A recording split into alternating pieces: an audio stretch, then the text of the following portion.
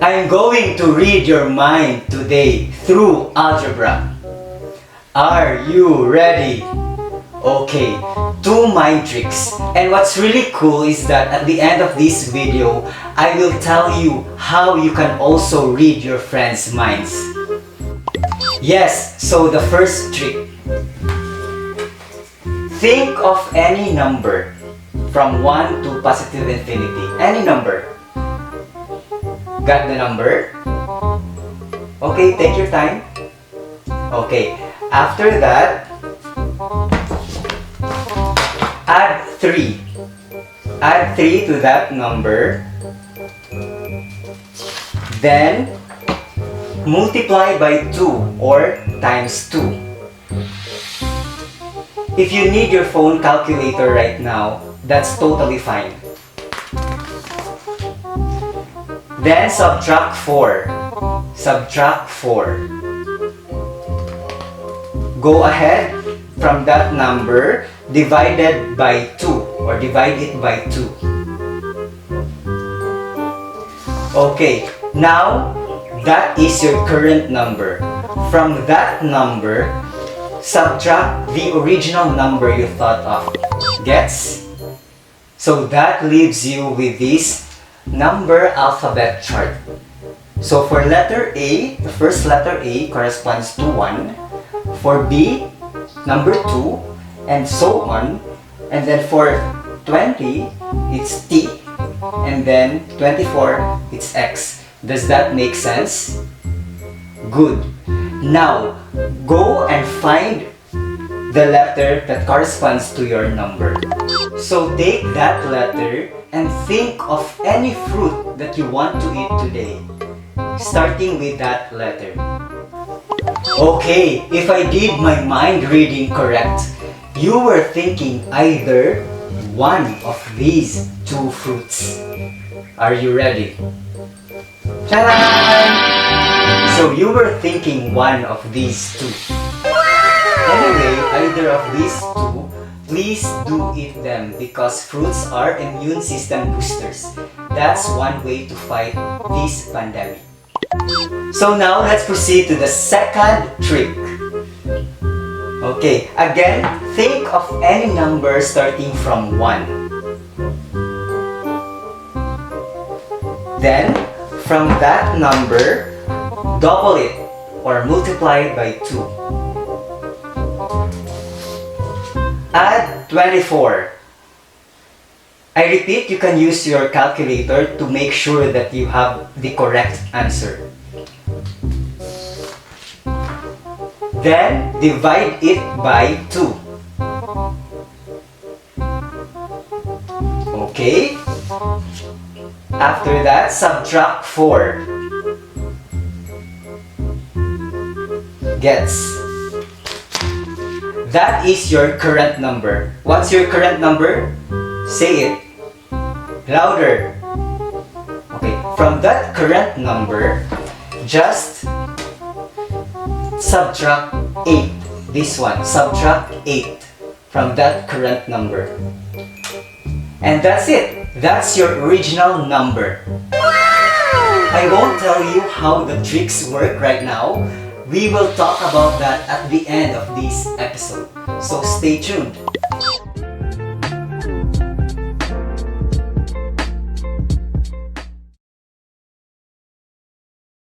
After completing my PhD, I decided to create this channel for all of you, especially Filipinos who wish to be good in math or maybe, ultimately, be a math genius, whether in high school, university, or in the real world.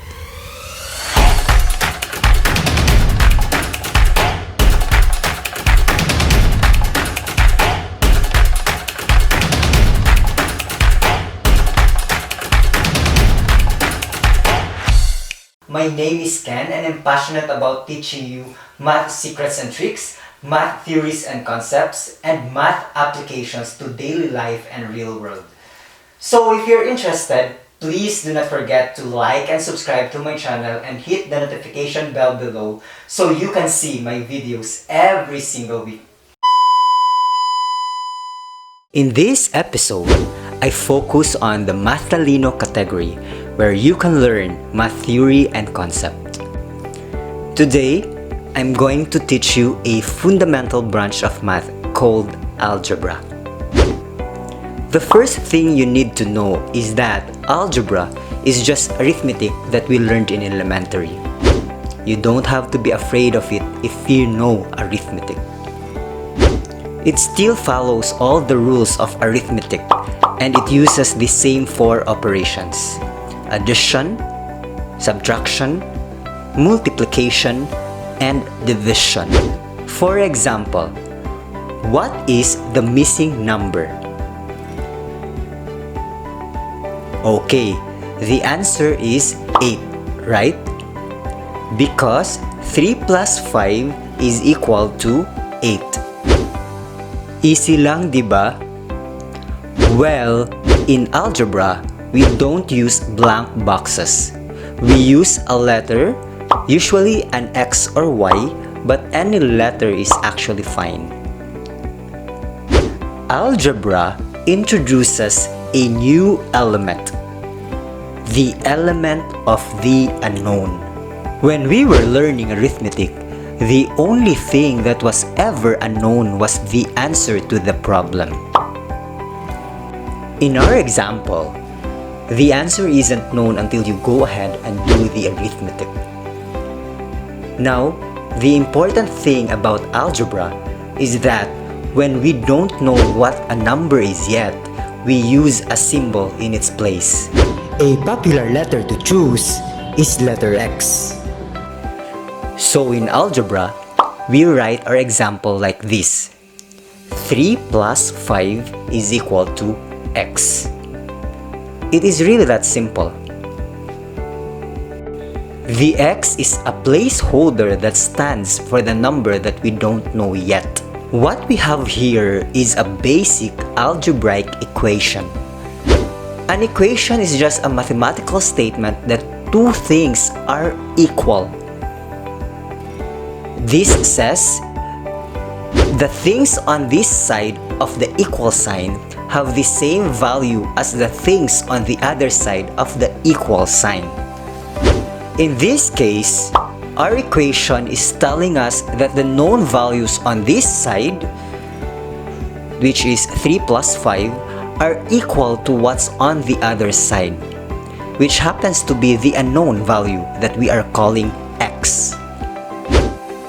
One of the main goals in algebra is to figure out what the unknown values in equations are, or to find X. And when we do that, it's called solving the equations. In this equation, it's easy to know that the unknown value is just 8. All you have to do is actually add the 3 and 5 together on this side of the equation, and it turns into 8 is equal to X, which is the same as X is equal to 8. So now we found X, it's just 8. Easy stuff, right? That's why in algebra, we are usually given an equation in a complicated form like this. X minus 5 is equal to 3. This is exactly the same equation as 3 plus 5 is equal to X, but it has been rearranged so that it's not quite as easy to tell what X is. So, in algebra, solving equations is just like a puzzle, where we start with something like X minus 5 is equal to 3, and we want to end up with something like X is equal to 8. But instead of saying, obviously X is equal to 8, we follow a step-by-step approach to find the value of X. 3 steps I call third. The first step, think what to remove to get X is equal to.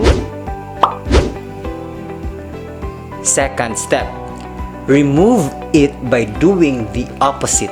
Adding is the opposite of subtracting, or inverse. Dividing is the inverse of multiplying. And then the last step, do that to both sides. This is how to find x in this equation.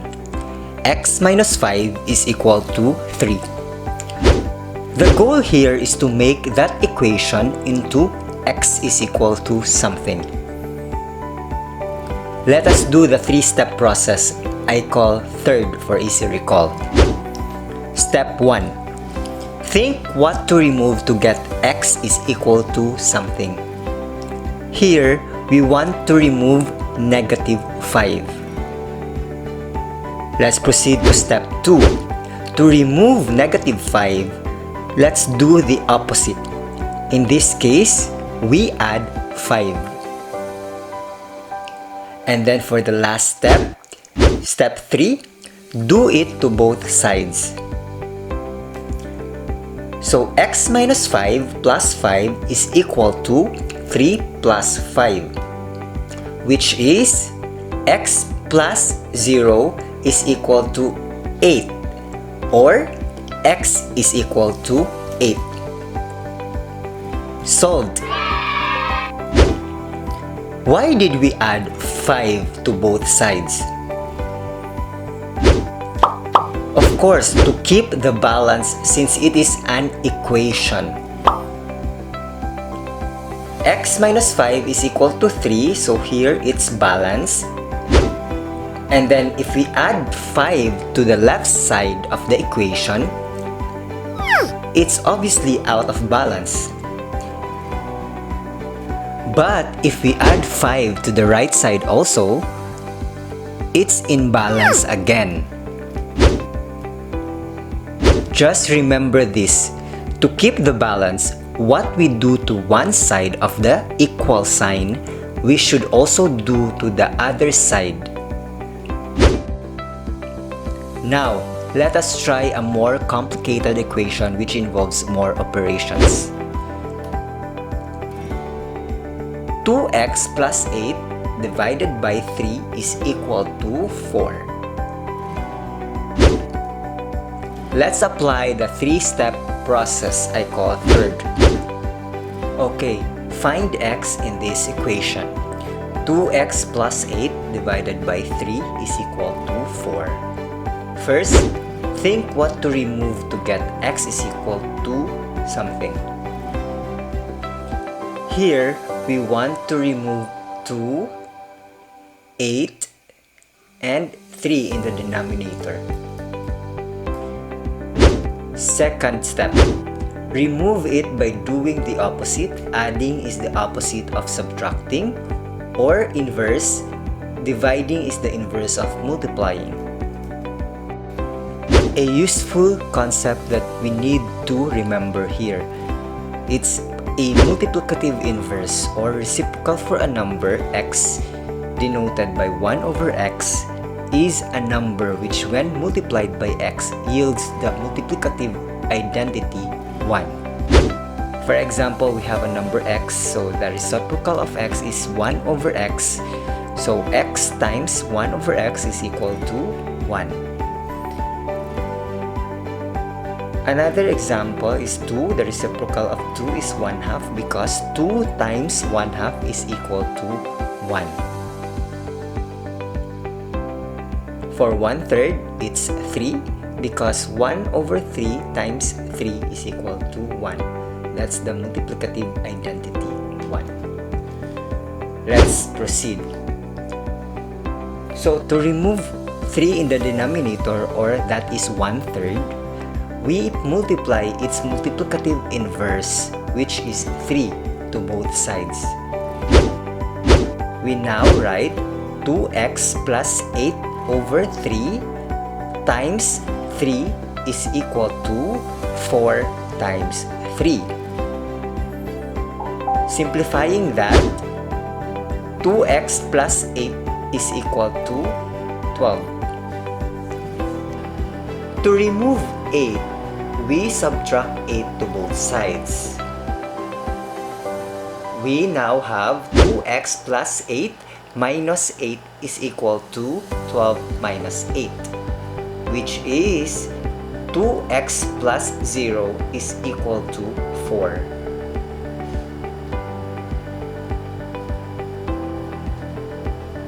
Then 2x is equal to 4.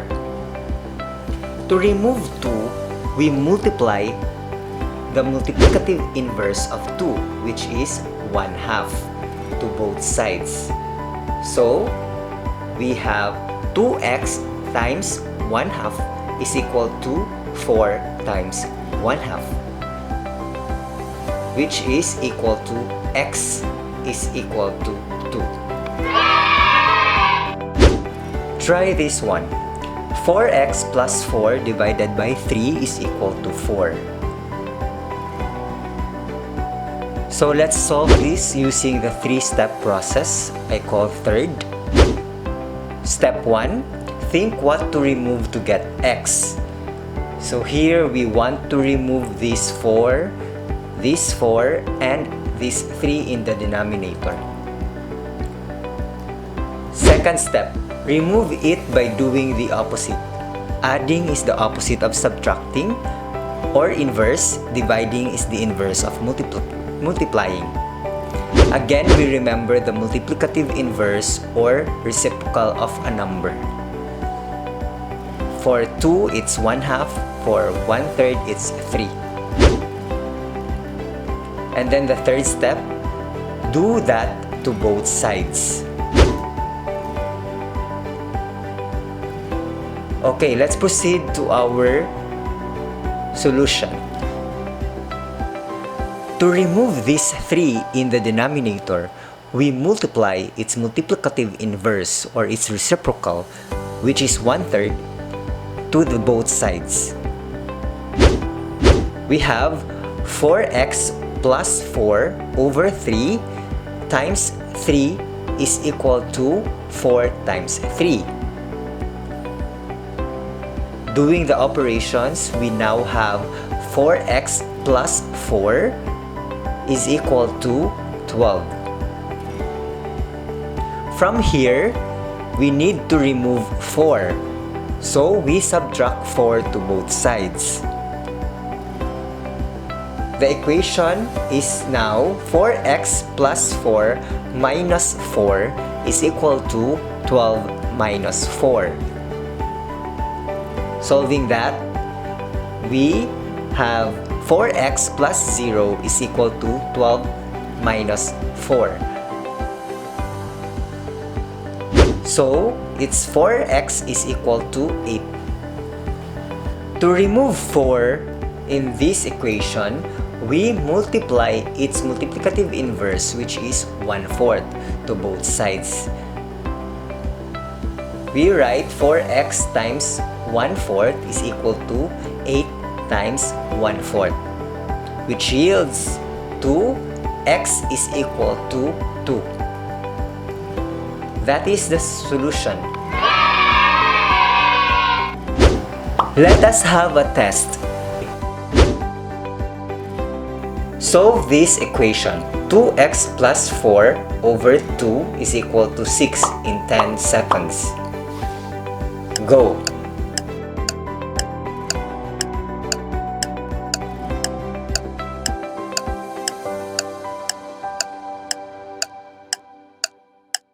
Okay, x is equal to what? X is equal to 4. Very good. Another equation. Find x. 5x minus 5 divided by 4 is equal to 5. Go!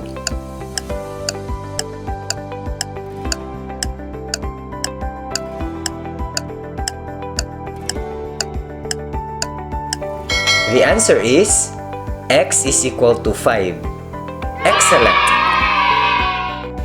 Now, let's go back to the think of a number trick we did at the start of this video. I'm going to explain it using algebra. For the first mind trick, our instruction was think of any number, so that's our x or our original number.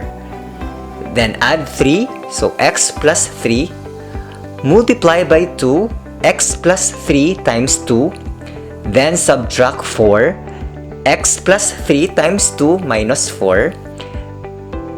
Then divide it by 2. X plus 3 times 2 minus 4 divided by 2. That is our current number. So our equation now is this. To solve this, let's do the operation. So x plus 3 times 2 minus 4 divided by 2, so that would be 2x plus 6 minus 4 divided by 2 is equal to our current number. Then further simplify, 2x plus 2 over 2 is equal to current number, and then x plus 1 is equal to our current number. If we rearrange this one, our equation would be current number minus x, or our original number, is always equal to 1. Then 1 corresponds to letter A. That is why you will end up in letter A.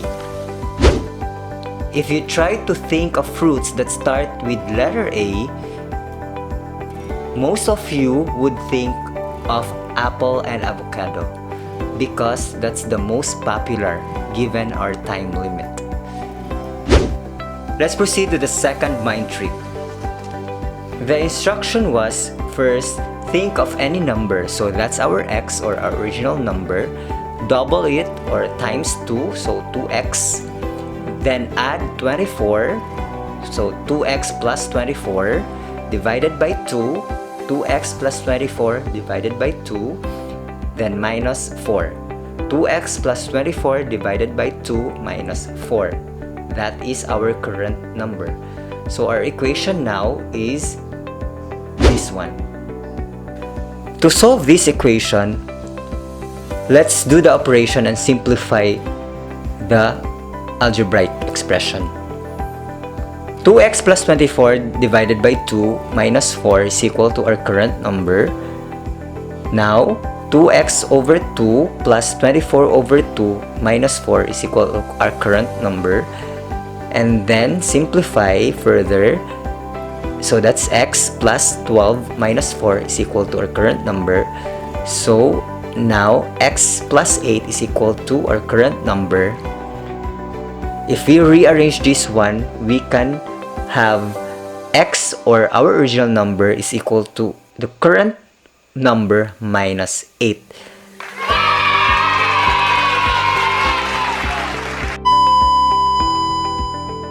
So that's it. What do you guys think? Let me know in the comment section below. Should you have any thoughts on how to improve this channel, I'd love to hear your suggestions. For those of you who have already subscribed, thank you, and thank you for learning with me. I'll see you in the next video in our journey to becoming a math genius. Matinik, matalino, at matiyaga. Bye!